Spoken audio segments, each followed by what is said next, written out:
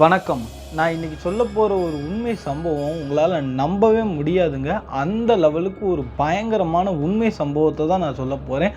அதோட ஒன்லைன் அப்படின்னு கேட்டிங்கன்னா, ஒரு காதலிச்ச பெண்ணு அவள் எந்த லெவலுக்கு உண்மையாக காதலிச்சிருந்தா இப்படி ஒரு விஷயம் பண்ணியிருப்பா அப்படிங்கிற மாதிரி தாங்க உங்களுக்கு தோணும். ஏன்னா எனக்கும் நம்ம சப்ஸ்கிரைபர் அந்த கதையை சொல்லும்போது அவ்வளோத்துக்குள்ளே ரொம்பவுமே ஒரு உருக்கமாக இருந்துச்சுங்க. எவ்வளவோ நம்ம திகில் அமானுஷம் கதைகளாக கேட்டிருப்போம். இந்த சம்பவத்தில் பொறுத்தளவு திகில் அமானுஷம் இது எல்லாத்தையுமே தாண்டி ஒரு எமோஷன் கலந்த ஒரு உண்மை சம்பவமாக தாங்க இருந்துச்சு. எனக்குமே அந்த அளவுக்கு அவங்க ஒவ்வொரு விஷயமும் சொல்லும்போது அப்படியே என்ன மீறி என் கண்ணிலேருந்து தண்ணி வர ஆரம்பிச்சுட்டு அந்த லெவலுக்கு தாங்க இருந்துச்சு. இந்த சம்பவத்தை நம்மள்ட்ட யார் சொன்னாங்க அப்படின்னு பார்த்தீங்கன்னா, நம்மளுடைய சப்ஸ்கிரைபரான எஸ்கே தாங்க.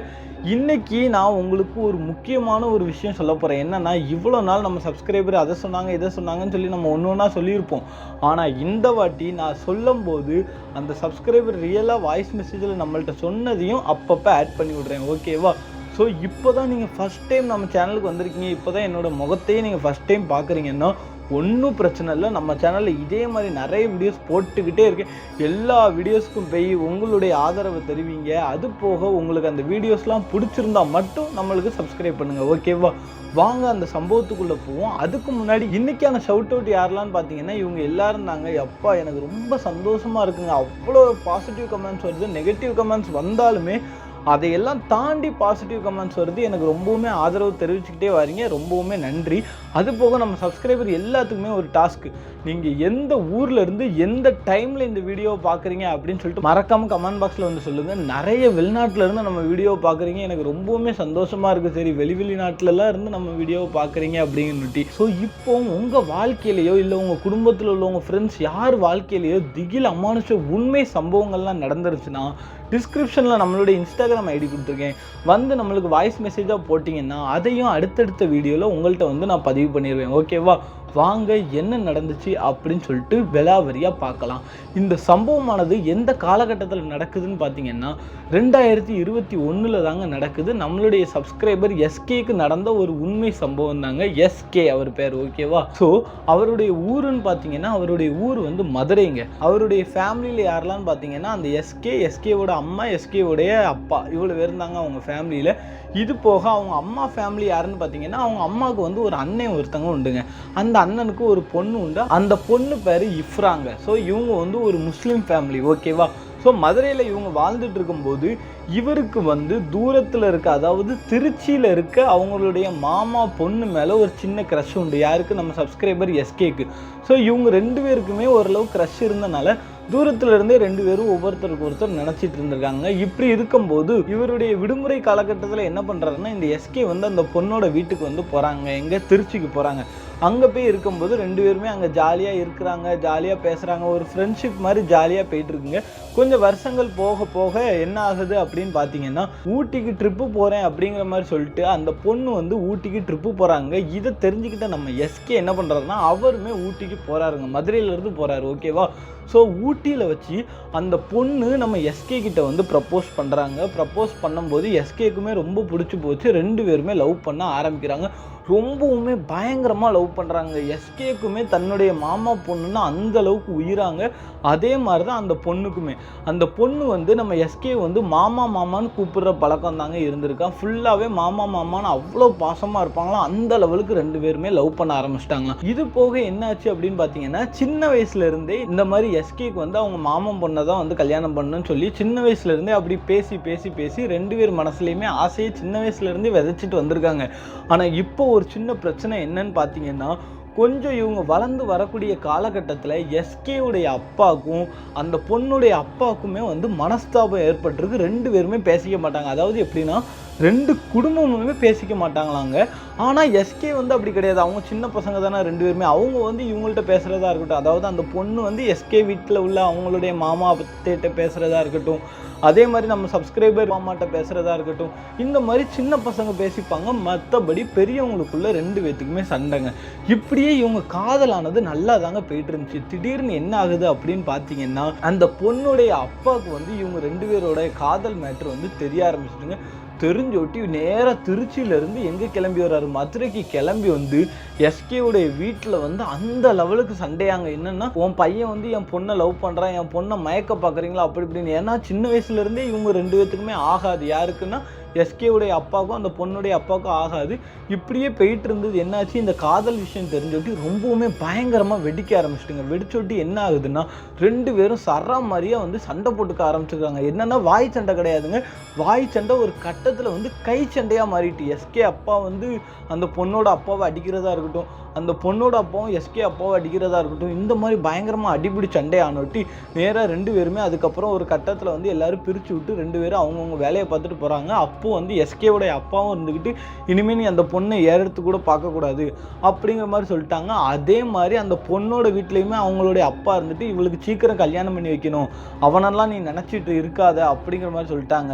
ஆனாலும் இவங்க எஸ்கேக்கும் சரி அந்த பொண்ணுக்கும் சரி காதலானது குறையவே இல்லை. 2 பேரும் பேசிக்கிறாங்க. பேசிக்கும் போது என்ன பேசிக்கிறாங்கன்னா, உங்கள் அப்பா மேலே தான் தப்பு, உங்கள் அப்பா எங்கள் அப்பாவை அடிச்சிருக்க கூடாதுன்னு அந்த பொண்ணு சொல்கிறதா இருக்கட்டும், அதே மாதிரி இந்த பையனும் அப்படி சொல்கிறதா இருக்கட்டும், 2 பேருக்குமே ஒரு சண்டையானது ஏற்படுது. என்னென்னா, உங்கள் அப்பானால தான் பிரச்சனை, எங்கள் அப்பானால தான் பிரச்சனைன்னு சொல்லி பயங்கரமாக 2 பேத்துக்குமே சண்டையாகி 2 பேருமே ஒரு கட்டத்தில் பிரேக்கப் பண்ணிக்கிறாங்க. என்னென்னா, அது வந்து ஒரு சின்ன சண்டை தான். ஸோ அதுக்காகவே 2 பேருமே பிரேக்கப் பண்ணிக்கிற ரேஞ்சுக்கு ஆகுது. அதானாங்க ஃபஸ்ட் டைமு. ஸோ இவங்க வந்து எந்த மாதிரி நினச்சிக்கிட்டாங்கன்னா, சேர்ந்துடலாம், சும்மா சண்டை போடுறோம் அப்படிங்கிற மாதிரி தான் எஸ்கேவும் நினச்சிருக்காரு. ஸோ இதுக்கப்புறம் என்ன ஆகுதுன்னா, அந்த பொண்ணோட அப்பா ரொம்பவுமே தீவிரமாக அந்த பொண்ணுக்கு வந்து மாப்பிள்ளை பார்க்க ஆரம்பிச்சிட்டாங்க. மாப்பிள்ளை பார்க்க ஆரம்பிச்சுட்டு ஒரு கட்டத்தில் என்கேஜ்மெண்ட்டில் வந்து நிற்கிதுங்க. எஸ்கேக்கு என்ன பண்ணுறதுன்னே தெரியல. எஸ்கே வந்து அப்படியே கவலையில் வீட்டிலே இருக்கார். ஏன்னா ஆல்ரெடி பிரேக்கப்னு வேறு சொல்லிட்டாங்களோ. ஸோ இதுக்கப்புறம் தான் என்ன ஆகுதுன்னா, திடீர்னு எஸ்கே வீட்டுக்கு ஒரு ஃபோன் வருதுங்க. என்ன ஃபோன் வருதுன்னா, அந்த பொண்ணு இருக்காங்க தெரியுமா, அந்த பொண்ணு தற்கொலை பண்ணி இறந்துட்டாங்க அப்படிங்கிற மாதிரி ஃபோன் காலுங்க. அந்த பொண்ணு சூசைட் பண்ணிட்டாங்களாங்க. எஸ்கேக்கு எப்படி இருந்திருக்கும் யோசிச்சு பாருங்களேன். எனக்குமே இந்த இடத்துல ரொம்பவுமே பயங்கரமான ஷாக்குங்க. என்னங்க அந்த பொண்ணு தூக்கு மாட்டிட்டு அப்படின்னு சொல்லிட்டு. ஏன்னா என்கேஜ்மெண்ட் பண்ணிட்டாங்க, இவங்க அப்பாவை மீறி ஒன்றுமே பண்ண முடியாதுங்கிறனால இவங்க வந்து ஆல்ரெடி எஸ்கேவை ரொம்பவுமே உயிரை லவ் பண்ண ஆரம்பிச்சிட்டாங்க. ஸோ இதுக்கு மேலே என்ன பண்ணன்னு தெரியாமல் அந்த பொண்ணு தூக்கு மாட்டி இறந்துட்டாலாங்க. ஸோ இதுக்கப்புறம் என்ன ஆகுதுன்னா, இந்த விஷயம் தெரிஞ்ச எஸ்கே ரொம்பவுமே மனதளவில் ரொம்பவுமே பாதிக்கப்படுறாருங்க. ஏன்னா அந்த பொண்ணை உண்மையாக லவ் பண்ணிட்டாரு. இவரால் இப்போ என்ன பண்ணனே தெரியாமல் குடிக்க ஆரம்பித்து, சிகரெட் அடிக்க ஆரம்பித்து கெட்டு குட்டிச்சோராக போகிறாருங்க. அந்த பொண்ணை மறக்க முடியாமல் என்ன பண்ணன்னு தெரியாமல் அந்த லெவலுக்கு ஒரு கொடூரமாக மாற ஆரம்பிக்கிறாரு. என்ன பண்ணுறோன்னே தெரியாமல் எனி டைம் குடிச்சிக்கிட்டு இருக்கிறதா இருக்கட்டும், ஃப்ரெண்ட்ஸுக்கு கூட சேர்ந்து தேவையில்லாத விஷயங்கள் பண்ணுறதா இருக்கட்டும், இந்த மாதிரி நிறைய அன்வான்ட் திங்ஸ் வந்து எஸ்கே வந்து பண்ண ஆரம்பிச்சிட்டாருங்க. பண்ண ஆரம்பிச்சுட்டு என்ன ஆகுதுன்னா, ஒரு கட்டத்தில் தனக்கு வாழவே விருப்பம் இல்லாமல் அந்த பொண்ணு நமக்காகவே இறந்து போயிட்டா, நம்மலாம் என்ன லவ் பண்ணுறோம், அவள் கால் தூசி கூட நம்ம வரமாட்டோம்னு இவர் நினச்சிக்கிட்டு இவரே சூசைட் அட்டெம்ப்ட்டும் பண்ணிட்டாராங்க. சூசைட் அட்டெம்ப்ட் பண்ணிட்டு அவங்க அம்மாலாம் வந்து காப்பாற்றிட்டாங்களாம். காப்பாற்றினோட்டி அவங்க அம்மா பயங்கரமாக போட்டு எஸ்கேவை திட்டுறாங்களாம். ஏன்டா அந்த பொண்ணு தான் போயிட்டான்னா நீயும் இப்படி பண்ணுவியாடான்னு சொல்லி அந்த பையனை எஸ்கேவை போட்டு பயங்கரமாக அவங்க அம்மா திட்டுறாங்களாங்க. திட்டினோட்டி இப்படியே கொஞ்சம் வருஷங்கள் அப்படியே ஓடுதாங்க. இப்போ தான் நான் ஸ்டார்டிங்கில் சொன்ன மாதிரி 2021 நடக்குதுங்க. 2021 என்ன ஆகுது அப்படின்னு பார்த்தீங்கன்னா, எஸ்கே கொஞ்சம் நார்மலாக ஆகிட்டாருங்க. நார்மலாக ஆனாலும் எப்படின்னா, குடிப்பார் எல்லாம் பண்ணுவார், ஆனால் கொஞ்சம் வாழ்க்கையை நார்மலாக வாழ ஆரம்பிச்சிட்டாரு. முடியெல்லாம் பயங்கரமாக வளர்த்து போட்டு அப்படி தாங்க அலைஞ்சிருக்காரு. ஸோ இப்போ தான் இந்த கதையில் வந்து அமானுஷம் அப்படிங்கிற ஒரு விஷயமே ஸ்டார்ட் ஆகுது. எப்படின்னு பார்த்தீங்கன்னா, 2021 இவர் வந்து என்ன பண்ணுறாருன்னா, ஃப்ரெண்ட்ஸோடு சேர்ந்து நைட் ஷோ படத்துக்கு போகிறாருங்க. நைட் ஷோ படத்துக்கு போயிட்டு படம் முடிச்சுட்டு ரிட்டன் வராங்க. ரிட்டன் வரும்போது அவங்க ஃப்ரெண்ட்ஸ் கேங் எல்லாருமே வந்து அப்படி தனித்தனியாக பிரிஞ்சுட்டாங்க. இவரும் அவருடைய வீட்டுக்கு வந்து போக ஆரம்பிக்கிறார். போகும்போது என்ன ஆகுதுன்னா, ஒரு பொண்ணு வந்து வழிமறிக்குதுங்க இவரை. அப்போ இவர் என்ன நினச்சிட்டாருன்னா, என்னடா இந்த ராத்திரி டயத்தில் ஒரு பொண்ணு வந்து இருக்கு, என்னன்னு தெரியலையேன்னு சொல்லிட்டு சரி லிஃப்ட் கொடுப்போன்னு சொல்லிட்டு இவங்களும் லிஃப்ட் கொடுக்குறாங்களா. அந்த பொண்ணு சொல்கிறாங்களா, அங்கே கொஞ்சம் தள்ளி என்னை இறக்கி விட்டுருங்க, பக்கத்து தெருவில் தான் என்னுடைய வீடு இருக்குது அப்படின்னு சொல்கிறாங்களாங்க. அப்போ என்னென்னா, அந்த பொண்ணு உட்கார்ந்தாங்க.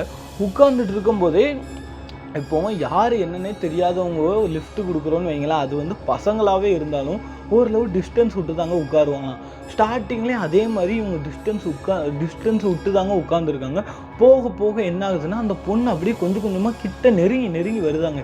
எஸ்கேக்கு வந்து ஒன்றுமே புரியலையா, ஏன்டா இந்த பொண்ணு கிட்ட நெருங்கி வருது அப்படின்னு சொல்லிட்டு இவர் யோசிச்சுக்கிட்டே இருந்திருக்காரு. அதுக்கப்புறம் பார்த்தா அந்த பின்னாடி உட்காந்துருக்க பொண்ணு ஒரு கையை தூக்கி தோள்பட்டை மேலே போட்டாங்களாம். எஸ்கேக்கு ஒன்றுமே புரியலையாங்க, என்னடா இது திடுதுப்புன்னு இந்த பொண்ணு தோள்பட்டையில் கையை போடுதுன்னு சொல்லி அவருக்கு ரொம்பவுமே குழம்பி போயிட்டாராம். நீங்கள் வேணா அந்த வாய்ஸ் மெசேஜ் கேட்டு வாங்களேன். மேலே தோல் மேலே ஷோல்டர் மேலே கை போட்டாங்க. நான் வந்து இது தெரிஞ்சவங்களை யாராவது இருக்குமா, ஏன்னா தெரியாத பொண்ணை வந்து அவ்வளோ சீக்கிரம் இது பண்ண மாட்டாங்க, தள்ளி உட்காருவாங்க. அந்த டைம் இது பண்ணும்போது மாமா அப்படின்ட்டு சவுண்டு கேட்டுச்சு. கேட்டிங்களா? எஸ்கேக்கு வந்து அந்த இடத்துல என்ன பண்ணுறதுனே தெரியலையா. ஒரு கட்டத்தில் அப்படி வண்டி போயிட்டு இருக்கும்போது இவர் வந்துட்டு என்னன்னு நோட்டி இவங்க ஒன்றுமே புரியலையா. டக்குன்னு இன்னொரு கையையும் அப்படி போட்டாங்களாம்.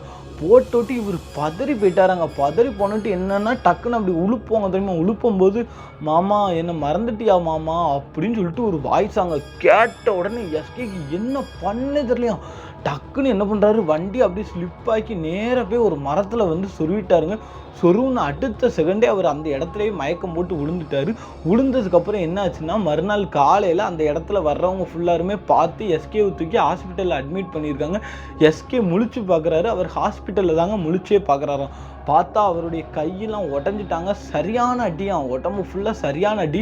அவர் வண்டி வந்து MT-15 வச்சுருந்தாராங்க. MT-15 வண்டி தர மாதிரியே நொறுங்கிட்டாங்க. ஒன்றுமே பண்ண முடியாத அளவு தர மாதிரியே நொறுங்கிட்டான். அவங்க அம்மா வந்து கொஞ்சம் ஸ்ட்ரிக்ட் டைப்பு தானாங்க. ஸோ என்ன பண்ணுறாங்க, பயங்கரமாக திட்டுறாங்களாம். இப்படி ஏதாவது குடிச்சிட்டு போய் வண்டி விட்டுட்டியோ அப்படி இப்படின்னு சொல்லிட்டு இவருக்கு வந்து எதுவுமே புரியலை. நேற்று நைட்டு என்ன ஆச்சுன்னு சுத்தமாக புரியலை. அப்போ அவங்க அம்மா கிட்ட என்ன கேட்குறாங்கன்னா, அம்மா என் கூட ஒரு பொண்ணு இருந்துச்சுல, அந்த பொண்ணுக்கு என்னம்மா ஆச்சுன்னு கேட்குறாங்களா. அவங்க அம்மாவுக்கு சுத்தமாக புரியலையா. உன் கூட பொண்ணா நீ மட்டும் தான் நேற்று நைட்டு இருந்த, என்ன ரொம்ப போதை தலைக்கு ஏறி போய் அலைஞ்சிட்டு இருக்கியா அப்படி இப்படின்னு சராமரியாக திட்டுறாங்களாம். ஆனால் எஸ்கேக்கு ஒன்றுமே புரியலையா. கூட இருந்த பொண்ணு எங்கே போச்சுன்னு சொல்லி பயங்கரமாக யோசிச்சுக்கிட்டே இருக்காராங்க. அதுக்கப்புறம் அப்படியே ஃப்ரீயாக விட்டுட்டாராம். சரி, ஒரு கட்டத்தில் வந்து டிஸ்சார்ஜ் பண்ணவும் சொல்லிட்டாங்களாம். இவங்களும் வீட்டுக்கு டிஸ்சார்ஜ் ஆகி வந்துட்டாங்களாங்க. ஸோ இதுக்கப்புறம் என்ன ஆகுது அப்படின்னு பார்த்தீங்கன்னா, எஸ்கேவுடைய மனசுக்குள்ளே ரொம்பவுமே குழப்பம். அந்த பொண்ணு யார், நம்மளை ஏதோ மாமான்லாம் கூப்பிட்டுச்சு, என்ன ஏதுன்னு தெரியலேன்னு சொல்லிட்டு ரொம்பவுமே குழப்பத்தில் இருந்திருக்காருங்க. அப்படி இருந்துட்டு இருக்கும்போது என்ன ஆகுதுன்னா, இரவு நேரத்தில் இவர் வீட்டில் வந்து படுத்துட்டு இருந்திருக்காருங்க. படுத்துட்டு இருக்கும்போது என்ன ஆகுது அப்படின்னு பார்த்தீங்கன்னா, ஏதோ ஒரு பொண்ணு அழுற சவுண்டானது இவருக்கு கேட்டுக்கிட்டே இருந்திருக்கு. என்ன ஏதுன்னே தெரியல. அப்போ இவர் யோசிக்கிறாரு, நம்ம வீட்டில் இருக்கிற ஒரே ஒரு பொண்ணு நம்ம அம்மா தான், நம்ம அம்மா எதுவும் அழுறாங்களோ அப்படின்னு நினச்சிட்டு தன்னுடைய உடஞ்ச கையை வச்சுட்டு அப்படியே வெளியே போகிறாருங்க. வெளியே போய்கிட்டே இருக்கும்போது தன் நிலையை மறந்து அந்த சவுண்டை நோக்கி இவர் போக ஆரம்பிச்சிட்டாராங்க. அப்படியே போய்கிட்டே இருக்கும்போது அவங்க அம்மா திடீர்னு பின்னாடி இருந்து கூப்பிட்றாங்களாம். எங்கே போகிற இந்த ராத்திரியில் அப்படின்னு கூப்பிட்றாங்க. கூப்பிட்டு இவர் சொல்கிறாரு, அம்மா யாரோ அழுற சவுண்டு கேட்குது, ஏதோ ஒரு பொண்ணு அழுற சவுண்டு, நீ தான் அழுதுட்டு இருக்கியோன்னு சொல்லிட்டு வந்தேன், உனக்கு ஏதோ ஒன்று ஆயிட்டு செவனேன்னு ரூமில் போய் படு, தேவையில்லாத வேலை பார்த்துட்டு இருக்காதான்னு சொல்லி அவங்க அம்மா பயங்கரமாக திட்டி அனுப்பி விட்டாங்களாங்க. ஆனால் இவருக்கு கொஞ்சம் நாட்களாகவே அந்த அழுகுறல் சவுண்டானது கேட்டுக்கிட்டே இருந்திருக்குங்க. இவருக்கு வந்து ரொம்பவுமே பயம், என்னடா இது அழுகுறல் சவுண்டு ஏதோ கேட்டுக்கிட்டே இருக்குது அப்படின்னு சொல்லிட்டு. ஸோ இப்போ தான் என்னாச்சு அப்படின்னு பார்த்தீங்கன்னா, இவருடைய ரூம் வந்து அட்டாச் பாத்ரூம் உள்ள ரூம் தானாங்க. அட்டாச் பாத்ரூம் உள்ள ரூம்னால இவர் என்ன பண்ணுறாரு, உடஞ்ச கையோட அப்படியே படுத்தே இருக்காருங்க. இப்போ என்ன ஆகுதுன்னா, திரும்பியும் அந்த அழுகுறல் சத்தமானது கேட்குது. இப்போ ரொம்பவுமே பயங்கரமாக கேட்குது. எந்த இடத்துல இருந்து கேட்குது அப்படின்னு பார்த்தீங்கன்னா, அவர் ரூமில் அட்டாச் பாத்ரூம் சொன்னது தெரியுமா, அந்த அட்டாச் பாத்ரூம் கிட்ட இருந்து கேட்குதுங்க.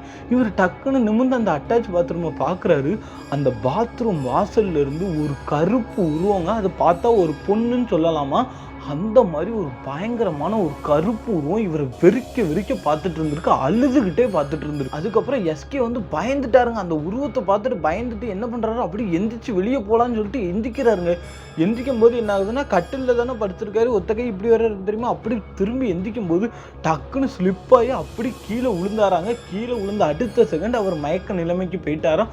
மறுநாள் காலைல அவங்க அம்மா எழுப்புறாங்களாம், ஏன்டா பெட்ல இருந்து உருண்டு வந்து தரையில் வந்து படுத்திருக்க, உடஞ்ச கையை வச்சுட்டு என்னத்தையாவது வேலை பார்த்துட்டு அலையாத, ஆல்ரெடி கையை உடஞ்சிருக்காது, இனிமேல் தான் செட் ஆகும் கொஞ்சம் கொஞ்சமாக, நீ பாட்டு கீழேயும் மேலேயும் மாற்றி உருண்டுட்டு இருக்க அப்படின்னு சொல்லி அவங்க அம்மா திட்டுறாங்களாம்.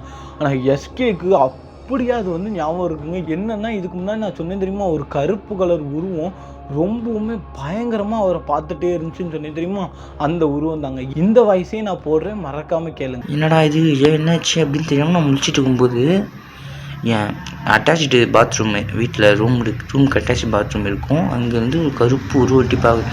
என்னால் கத்தவும் முடியல, எதுவும் சொல்லவும் முடியல, உடஞ்ச கை எழவும் முடியல. எனக்கு ரொம்ப பேரலைஸ் ஆன மாதிரி ஆயிடுச்சு ப்ரோ. ஸோ இதுக்கப்புறம் என்ன ஆகுது அப்படின்னு பார்த்தீங்கன்னா, எஸ்கேக்கு வந்து ரொம்பவுமே பயங்க. ஏன்னா இவர் ஸ்டார்டிங்கில் எப்படி தான் யோசிச்சாரு அப்படின்னு பார்த்தீங்கன்னா, இது எல்லாமே நமக்கு வந்த ஒரு பிரம்மையாக இருக்கலாம் அப்படிங்கிற மாதிரி யோசிக்கிறாரு. ஆனால் போக போக இந்த மாதிரி அன்வான்ட் திங்ஸ் நிறைய நடந்தோட்டி எஸ்கேக்கு வந்து புரிய வருது, இது ஒரு அமானுஷத்தின் வேலை அப்படிங்கிற மாதிரி எஸ்கேக்கு வந்து புரிய வருதுங்க. அதுக்கப்புறம் எஸ்கே என்ன பண்ணுறாரு அப்படின்னு பார்த்தீங்கன்னா, இது இப்படியே விட்டால் சரி வராதுன்னு சொல்லிட்டு, ஆனால் வீட்டில் உள்ள யார்கிட்டையுமே இவர் சொல்லலைங்க. ஏன்னா வீட்டில் அவங்க அம்மாலாம் ஸ்ட்ரிக்ட்டுன்னு சொன்னேன் தெரியுமா. ஆல்ரெடி இவர் குடிச்சிட்டு போதையிலலாம் அலைஞ்சனாலே அவங்க அம்மாவுக்கும் இவருக்கும் பெரிதளவு சண்டை. ஸோ இப்போ இந்த மாதிரி ஒரு இன்சிடெண்ட்டை சொன்னால் கண்டிப்பாக நம்ம வந்து போதையில் ஏதோ உளர்றோம், போதை ரொம்ப அடிச்சனால நம்ம மூளை இப்படி ஆயிட்டுன்னு சொல்லி அம்மா ரொம்ப நினச்சிருவாங்க. ஸோ இதை நம்ம இப்படியே விடக்கூடாது அப்படிங்கிற மாதிரி முடிவு பண்ணிட்டு என்ன பண்ணுறாங்க அப்படின்னு பார்த்தீங்கன்னா, இவர் வீட்டிலேருந்து கொஞ்சம் தூரம் தள்ளி இவங்களுடைய தர்கா ஒன்று உண்டுங்க. அதாவது இவங்க முஸ்லீம்ஸ் தானே, தர்காவுக்கு போகிற வழக்கம் உண்டு. அப்போது அந்த தர்காவில் உள்ள ஒரு ஆள்கிட்ட போய் கேட்குறாங்க, இந்த மாதிரி அங்கே உள்ள ஒரு பெரிய ஆள், அவர்கிட்ட போயிட்டு நடந்த விஷயத்தை எல்லாத்தையுமே சொல்கிறாங்க. என்னென்னா, அன்னைக்கு பைக்கில் போயிட்டு இருக்கும்போது ஒரு விஷயம் நடந்துச்சு பாருங்க. மாமான்னு சொல்லி ஒரு பொண்ணு கூப்பிட்டு ஓட்டி இவருக்கு என்ன பண்ணன்னு தெரியாமல் வண்டியை கொண்டு போய் விட்டு ஆக்சிடெண்ட் ஆனதும் சரி, அதுக்கப்புறம் வீட்டில் அழுகுரல் சத்தத்தை கேட்டதாகவும் சரி, அதுக்கப்புறம் இரவு நேரத்தில் அந்த பாத்ரூம் கிட்ட ஒரு கருப்பு உருவம் பார்த்துச்சு தெரியுமா. இது எல்லாத்தையும் போய் அந்த தர்காவில் உள்ளவர்கிட்ட சொல்கிறாரு. அப்போ தர்காவில் உள்ளவர் என்ன சொல்கிறாருன்னா, தம்பி நீ சொல்கிறத பார்த்தா ஏதோ ஒரு அமானுஷ ஆத்மா உன்னை வந்து பின்தொடர்ந்துட்டு இருக்கு. அது எதுக்காக உன்னை பின்தொடருது, என்ன ஏது எதுவுமே நமக்கு தெரியலை. ஸோ அது காரணம் இல்லாமல் யாரையுமே பின்தொடராது. உன்னை பின்தொடர்றதுன்னா ஏதாவது ஒரு காரணம் இருக்க தான் செய்யும். நீ என்ன தெரியுமா பண்ணுற, நான் உனக்கு ஒரு மந்திரிச்ச தாயத்தை தாரேன், இந்த தாயத்தை உன் கையில் கெட்டிக்காத. கையில் கெட்டினா அந்த அமானுஷ ஆத்மா உன் கிட்ட நெருங்காது. அதே இது கையில் கெட்டாமல் உன் தலைவாணிக்கு கீழே வச்சு படுத்துக்கோ. தலைவாணி கீழே வச்சு படுத்தோன்னா அந்த அமானுஷ ஆத்மா உன் கிட்ட நெருங்கினாலும் உன்னை ஒன்றுமே பண்ண முடியாது. ஆனால் அந்த அமானுஷ ஆத்மாவை நீ பார்க்க முடியும் அப்படிங்கிற மாதிரி அந்த தர்காவில் உள்ளவர் சொல்லிட்டாரு. அப்போது இவருமே என்ன பண்ணுறாரு, அந்த தாயத்தை வாங்கிட்டு வந்து நைட்டு பெட்டு கீழே வச்சுட்டாருங்க. பெட்டு கீழே வச்சுட்டு படுக்கிறாரு. படுத்ததுக்கப்புறம் இவர் ஒரு கட்டத்தில் வந்து நல்லா தூங்கிட்டாருங்க. தூங்கிட்டு இருக்கும்போது திடீர்னு திரும்பவும் அந்த அழுகுரல் சவுண்டு பயங்கரமாக கேட்குதுங்க. பயங்கரமாக கேட்டுவிட்டு இவருக்கு என்ன ஏது ஒன்றுமே புரியலைங்க. இவர் என்ன பண்ணுறாரு, டக்குன்னு முழிக்கிறார். டக்குன்னு முழிச்சுட்டு அந்த சவுண்டு எங்கே வருதுன்னு சொல்லிட்டு தலையை நிமிர்ந்து பார்க்கலான்னு பார்க்குறாரு. அப்படி உடம்பெல்லாம் ஃப்ரீஸ் ஆகிட்டாங்க. என்னென்னா இவரால் கத்தணும்னு தோணுதான், ஆனால் இவரால் கத்த முடியலையா. அப்படி வாய்ஸே வந்து அவுட் ஆன மாதிரி இருக்கும் தெரியுமா, அந்த மாதிரி இருக்கான். கை காலெலாம் விரைச்சி போய் அப்படி கட்ட மாதிரி இருக்காங்க. இவரால் நிமிரவும் முடியல, எதுவுமே பண்ண முடியல. அதாவது யாராவது நம்ம மேலே வந்து அனத்துனா எப்படி இருக்கும் அந்த மாதிரி பயங்கரமாக யாரோ ஒரு ஆள் இப்படி பிடிச்சி வச்சுருக்க மாதிரி அவருக்கு தோணுதாங்க. என்ன பண்ணுறதுனே அவருக்கு புரியலையா. அப்போ உடனே என்ன பண்ணுறாருன்னா, இவரால் கை காலை அசைக்கவே முடியல, கண்ணை மட்டும் வச்சு பார்க்குறாராங்க. ஒரு கருப்பு உருவம், ஒரு பொண்ணு தான். இவங்களை வெறிக்க பார்த்துட்டு இருக்காங்க. வெறிக்க பார்த்துட்டு, உனக்கு நான் இருக்கேன் மாமா அப்படின்னு அந்த கருப்பு உருவம் சொல்லிச்சாங்க. இவருக்கு அது என்ன ஏது, ஏன்னா இவர் மைண்டில் எதுவுமே தோண மாட்டேங்குது. இவரோட மைண்டை பொறுத்தளவு இப்போ எப்படியாவது நம்ம கையை தூக்கணும், காலை தூக்கணும், யாரையாவது கத்தி கூப்பிடணும் அப்படின்னு மட்டும்தாங்க இருக்கான். ஆனால் இவருக்கு முன்னாடி நேருக்கு நேர் அந்த கருப்பு உருவம் வந்து நின்றுட்டு, ஒன்றை நான் காப்பாற்றுவேன் மாமான்னு சொல்லிச்சாங்க. இவருக்கு எப்படி இருக்கும்னு யோசிச்சு பாருங்களேன். பயந்து நடுநடுங்கி போயிட்டாரு. ஸோ உடனே இவர் என்ன பண்ணுறாருன்னா, எந்திக்கலான்னு முயற்சி பண்ணுறாரு, முடியவே இல்லை. அந்தாலும் ஒரு கட்டத்தில் என்னென்னா, அப்படியே இவரை மீறி இவர் கண்ணுகளானது மூட ஆரம்பிக்குதுங்க. மூடி காலில் தாங்க திரும்ப எந்திக்கிறாரு. காலில் எந்திரிச்சு இவருக்கு வந்து நடந்தது எதுவுமே கனவுனே சொல்ல முடியாது. ஏன்னா அந்த லெவலுக்கு இவருக்கே தெரிஞ்சு போச்சு, நமக்கு நடந்தது ஃபுல்லாக உண்மை தான், ஏதோ ஒரு ஆத்மா நம்மளை தொடர்ந்துட்டு இருக்குன்னு சொல்லிட்டு டக்குன்னு தலைவாணியை தூக்கி அந்த தலைவாணி கீழே உள்ள தாயத்தை எடுத்துட்டாருங்க. தாயத்தை எடுத்துட்டு நேராக என்ன பண்ணிட்டாருன்னா, விறுவிறுன்னு போயிட்டு அவருடைய ஃப்ரெண்டுக்கு வந்து ஃபோன் அடிக்கிறாருங்க. அவருடைய ரொம்பவுமே பெஸ்ட்டு ஃப்ரெண்டுக்கு வந்து ஃபோன் அடிக்கிறாருங்க. அவருக்கு ஃபோன் அடித்து நடந்த எல்லா விஷயத்தையுமே சொல்கிறாரு. மச்சான் இந்த மாதிரி ஆச்சுடா, ஸ்டார்டிங்கில் என்னது அந்த MT-15 போய் விழுந்தாரு தெரியுமா, அதுலேருந்து கடைசியாக அந்த தாயத்து இதாச்சு தெரியுமா, அது வரைக்குமே A to Z எல்லாத்தையுமே அவர் பெஸ்ட்டு ஃப்ரெண்டுக்கிட்ட வந்து சொல்லிட்டாருங்க. அவர் இருந்துக்கிட்டு, டே மச்சான் என்னடா ஏதாவது உளறிட்டு இருக்காடா, நீ சொல்கிறதெல்லாம் கொஞ்சமாக நம்புற மாதிரி இருக்கா, ஏற்கனவே நீ பாதி பைத்தியம் மாதிரி தான் அலைஞ்சிட்டு இருந்தா, இப்போ கூட கொஞ்சம் இதாகிட்டேன்னு சொல்லி அவங்க ஃப்ரெண்ட்ஸுக்குள்ளே காமெடியாக பேசிப்பாங்க தெரியுமா, அந்த மாதிரி தான் அவர் அசால்ட்டாக நினச்சிட்டு இருக்காரு அவருடைய பெஸ்ட்டு ஃப்ரெண்டு. அப்போ நம்ம எஸ்கே என்ன சொல்கிறாருன்னா, நீ என் கூட பாயை பார்க்கறதுக்கு நீ வா, இன்றைக்கி நீ வந்தே ஆகணும் அப்படிங்கிற மாதிரி சொல்லிட்டாருங்க. சொன்னதுக்கப்புறம் என்னென்னா, எஸ்கேவுமே அவர் ஃப்ரெண்டை கூட்டிகிட்டு பாயை பார்க்க போகிறாரு. பாயை பார்க்க போனட்டி அவர்கிட்ட வந்து நடந்த எல்லாத்தையுமே சொல்கிறாரு. என்னன்னா, தாயத்தை நான் தலைவாணி கீழே வச்சுருந்தேன், வச்சுட்டு பார்த்தா ஒரு கருப்பு உருவம் வந்துச்சு பாய் அப்படின்னு சொல்லிட்டு எல்லாத்தையுமே சொல்லிட்டாரு. அப்போ அவர் என்ன சொல்கிறாருன்னா, அந்த அமானுஷம் வந்து உன்னை பாதுகாக்க தான் நினைக்கிது, அப்போ எது மூலியமாகவோ உனக்கு ஒரு ஆபத்து இருக்குது, அதனால தான் அந்த அமானுஷம் உன்னை பாதுகாக்க நினைக்கிது அப்படிங்கிற மாதிரி பாய் வந்து சொல்கிறாருங்க. அப்போது இவர் எஸ்கே இருந்துட்டு என்ன சொல்கிறாருன்னா, எனக்கு ஒன்றுமே புரியலை, எனக்கு என்ன ஆபத்து இருக்குது, என்ன எதுக்கு அது பாதுகாக்கணும், ஃபஸ்ட்டு அந்த ஆத்மா யார் அப்படிங்கிற மாதிரி எல்லா விஷயத்தையுமே கேட்குறாரு. யார்? எஸ்கே. அப்போ அந்த பாய் சொல்கிறாரு, நம்ம அப்போ அதை பார்த்து தான் ஆகணும் அப்படிங்கிற மாதிரி சொல்லிட்டு நைட்டு ஒரு பூஜை பண்ணணும், நீ மறக்காமல் நான் சொல்கிற இடத்துக்கு வந்துரு அப்படிங்கிற மாதிரி சொல்கிறாங்க. அப்போது இரவு நேரத்தில் இவர் வெளியே போகணும் அப்படிங்கிறனால இவருடைய ஃப்ரெண்டு வீட்டுக்கு போகிறேன்னு சொல்லிட்டு அவங்க அம்மா கிட்ட சொல்கிறாங்க. அவங்க அம்மாவும் சொல்கிறாங்க, உடஞ்ச கையை வச்சுட்டு நீ எங்கேயாவது போய் தேவையில்லாத வேலை பார்த்துட்டு இருக்காதுன்னு வட்டி அவங்க ஃப்ரெண்டு இருந்துட்டு, இல்லைம்மா நான் பார்த்துக்கிறேன், என்னை நம்பி அனுப்புங்க அப்படிங்கிற மாதிரி சொல்லிட்டாங்க. எஸ்கேவும் அவருடைய ஃப்ரெண்டுமே அந்த பாயோட சொன்ன இடத்துக்கு வந்து போயிட்டாங்க. இடத்துக்கு போனோட்டி அந்த பாய் வந்து அந்த ஆத்மா யார், அந்த அமானுஷ்யம் என்னன்னு கண்டுபிடிக்கணும்னு சொல்லிட்டு பூஜை பண்ண ஆரம்பிக்கிறாருங்க. பூஜை பண்ணும்போது என்ன ஆகுதுன்னா, அந்த பாய் சொன்ன மாதிரியே அந்த அமானுஷ ஆத்மா இவங்களை பின்தொடர்ந்தே வந்திருக்கு. ஏன்னா இவரை பாதுகாக்கணுங்கிற பேரில் அந்த அமானுஷ ஆத்மா இவர் கூடயே தான் இருக்கான். அப்போது அந்த அமானுஷ ஆத்மா இங்கே கூட இருக்குது, அதை நம்ம இப்போ கூப்பிட போகிறோன்னு சொல்லிட்டு என்னெல்லாமோ பூஜை பண்ணி அந்த அமானுஷ ஆத்மாவை கூப்பிட்றாங்க. அந்த அமானுஷ ஆத்மா அந்த இடத்துக்கு வந்துட்டுங்க. வந்ததுக்கப்புறம் பாய் நீ யார் என்னன்னு கேட்டோட்டி அந்த அமானுஷ ஆத்மா என்ன தெரியுமா சொல்லிச்சு, நான் ஸ்டார்டிங்கில் சொன்னேன் பாருங்கள், எஸ்கேவுடைய லவ்வர், அதாவது தற்கொலை பண்ணுச்சு தெரியுமா, அந்த ஆத்மா தான் இந்த பொண்ணுடைய ஆத்மா. அந்த பொண்ணு தான் இதுன்னு தெரிஞ்ச உடனே எஸ்கேக்கு வந்து என்ன பண்ணே தெரிலங்க. ஏன்னா அவர் அப்போ தான் கொஞ்சம் அதிலேருந்து வெளியே வராரு. என்னதான் இருந்தாலும் அந்த கொஞ்ச நாள் தான் அந்த பொண்ணுடைய நினப்புங்கிறதே இல்லாத அளவுக்கு அவர் இருந்திருக்காரு. பட் இப்போ என்னாச்சுன்னா, திடீர்னு அந்த பொண்ணு ஆத்மாவாக இவர்கிட்ட இவ்வளோ நாள் இருந்திருக்குன்னு ஒட்டி எஸ்கேக்கு பழைய நினைவுகள் எல்லாமே போதுங்க.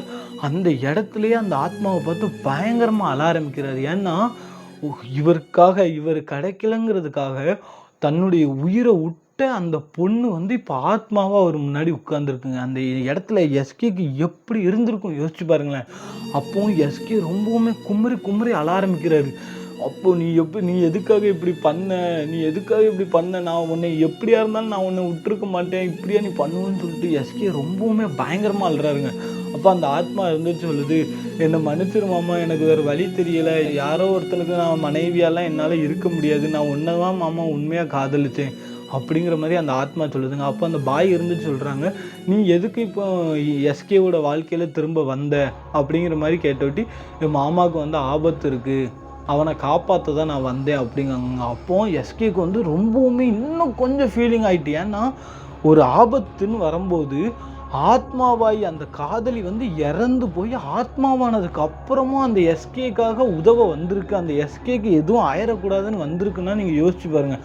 அப்போ அவங்க வந்து கேட்குறாங்க, யார்? அந்த பாய் வந்து கேட்குறாரு, என்ன ஆபத்து இருக்குது அவனுக்கு, நீ எதுக்கு இவனை பின்தொடர்ந்துட்டு இருக்க அப்படிங்கிற மாதிரி கேட்டோட்டி இந்த எஸ்கேக்கு வந்து யாரோ ஒரு ஆள் வந்து செய்வனை வச்சுருக்காங்களாங்க. இவரை வந்து கொல்றதுக்காக செய்வனை வச்சுருக்காங்களா. அதாவது சும்மா சின்ன செய்வனை கிடையாதுங்க, இந்த எஸ்கே வந்து கொல்லப்படக்கூடிய ரேஞ்சுக்கு ஒரு செய்வனை வச்சுருக்காங்க. அந்த செய்வனை வச்சனால இவரை கொல்லதுக்கு ஒரு துஷ்ட சக்தி ஒன்று அலைஞ்சிட்டு இருக்கு, அதுலேருந்து எஸ்கேவை காப்பாற்றுறதுக்காக தான் நான் போராடிக்கிட்டு இருக்கேன் அப்படிங்கிற மாதிரி சொல்கிறாங்க. இதை கேட்டோட்டி பாய்க்குமே ஒன்றுமே புரியல.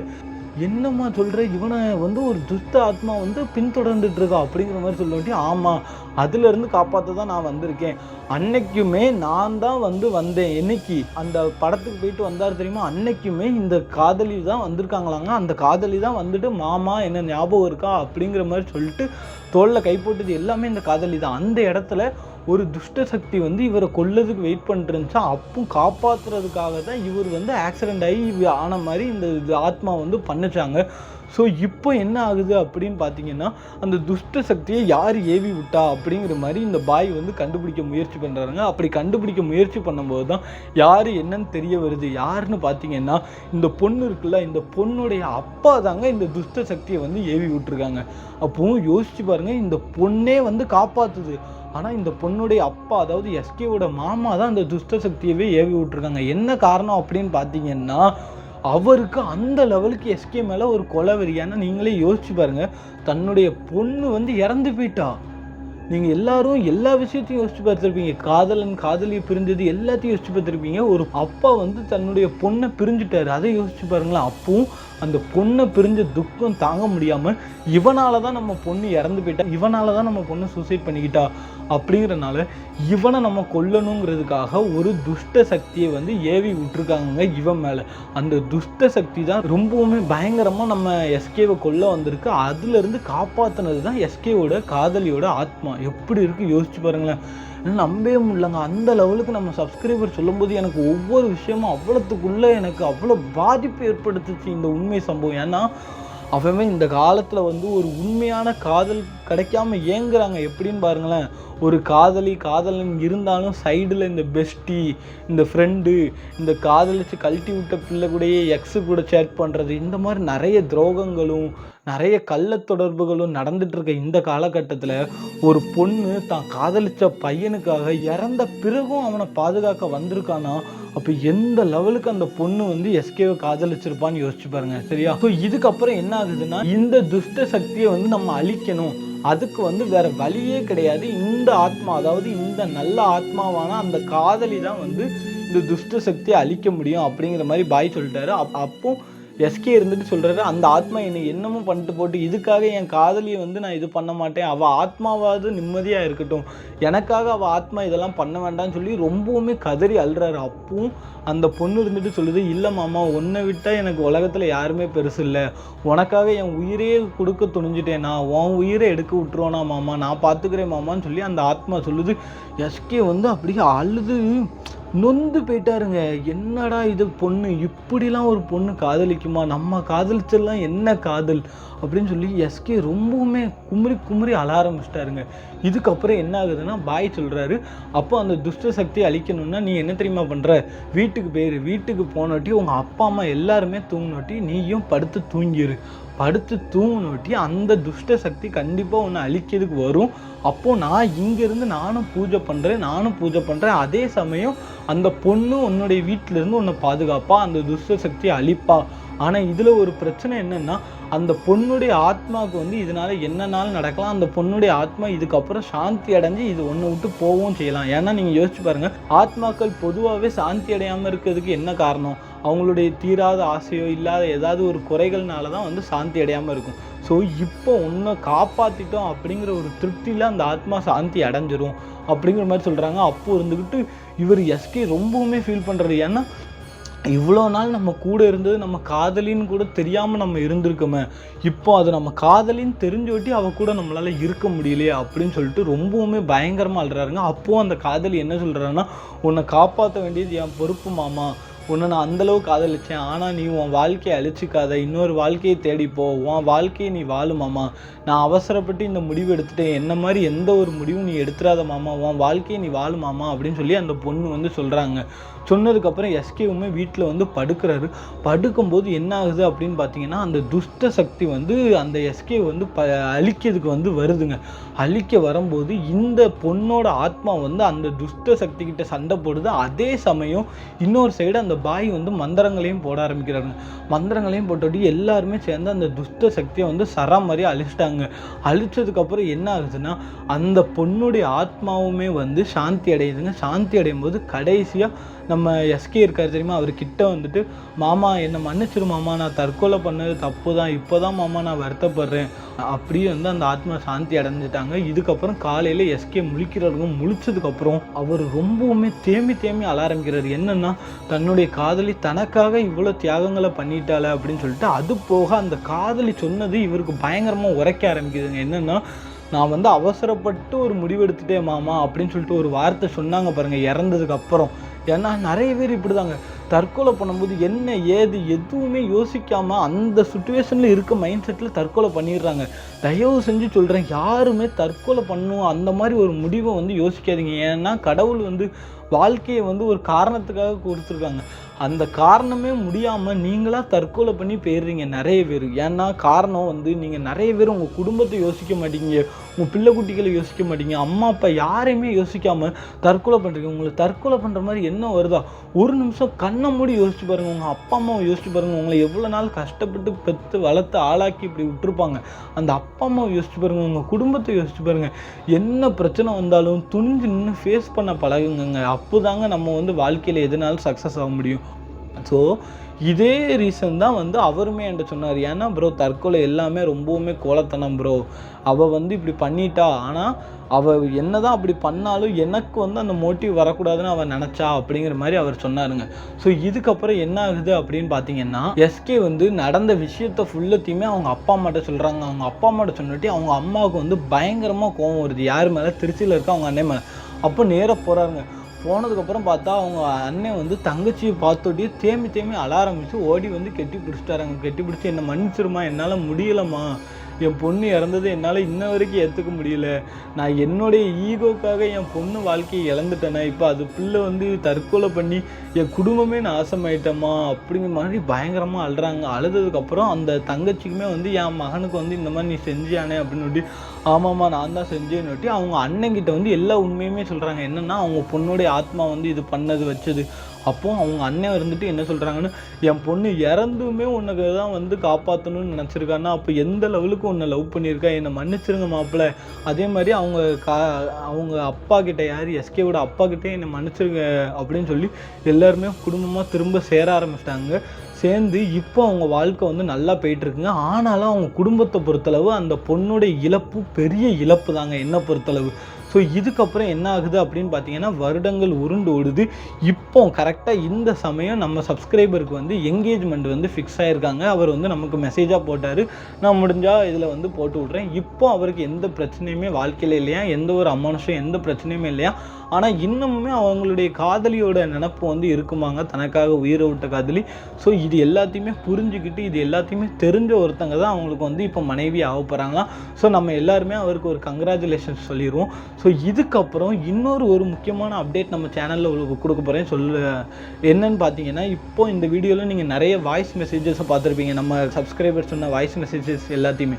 ஸோ இதுக்கப்புறம் நம்மளுடைய மெம்பர்ஸ் ஜாயின் பட்டன் வந்து கீழே இருக்கும். அந்த இதில் நம்மளோட மெம்பராக வந்து ஜாயின் பண்ணிங்கன்னா இதே மாதிரி வாய்ஸோடு போட்ட உண்மை சம்பவங்களை அந்த சப்ஸ்கிரைபரே சொன்ன வாய்ஸ் மெசேஜ் அவங்க கூட நான் டைரெக்டாக பேசின வீடியோ கால், இப்போ நீங்களாக இருந்தாலும் சரி என் கூட டைரெக்டாக வீடியோ காலில் பேசி உங்களுடைய கதைகளை சொல்லலாம். நீங்களுமே நம்ம வீடியோவில் பார்ட்டிசிபேட் பண்ணலாம். அந்த மாதிரி ஒரு சம்பவத்தை நான் புதுசாக க்ரியேட் பண்ண போகிறேன். ஸோ இப்போயே மெம்பர்ஸில் ஜாயின் பண்ணாதவங்கலாம் வந்து ஜாயின் பண்ணிடுங்க. ஒரு திகில் அம்மானுஷ உண்மை சம்பவத்தில் சந்திக்கிறேன். அதுக்கு முன்னாடி ஒன்று தான், உங்களுக்கோ இல்லை உங்கள் குடும்பத்தில் உள்ளவங்க ஃப்ரெண்ட்ஸ் யாருக்கு நடந்திருந்தாலும் சரி மறக்காமல் நம்ம டிஸ்கிரிப்ஷனில் உள்ள இன்ஸ்டா ஐடியில் வந்து என்ன காண்டாக்ட் பண்ணி சொல்லுங்கள். அதையும் நம்ம ஸ்டோரியில் போடலாம். ஒரு சம்பவத்தில் சந்திக்கிறேன். பர்ட்டா பாய்.